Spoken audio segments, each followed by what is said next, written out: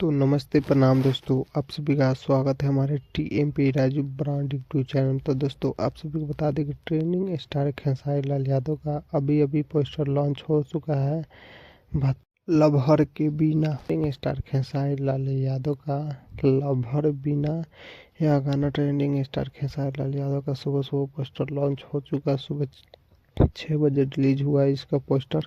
आप सभी को बता दें कि ट्रेंडिंग स्टार खेसारी लाल यादव अपने फिर से एक नए अंदाज में गाना ला रहे हैं, पुराने गाने का डुएट करके, जो कि जानते ही है पुराने गाना ट्रेंडिंग स्टार खेसारी लाल यादव को बहुत ही जोरों शोर से चलता है। तो आप सभी खेसारी लाल यादव का फैन है तो TMP Raju brand YouTube channel को सब्सक्राइब कीजिए। आप सभी को ऐसा ही नॉलेजफुल वीडियो, टेक्निकल वीडियो दोस्तों, ऐसे ही न्यूज़ वीडियो सबसे पहले आप तक पहुँचता रहेगा।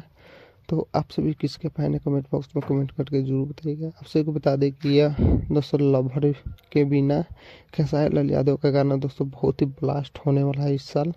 तो आप सभी इस चैनल पर जुड़िए, क्योंकि कब वो गाना रिलीज होगा आप सभी को अपडेट दे देंगे। वीडियो देखने के लिए आप सभी को दिल से धन्यवाद।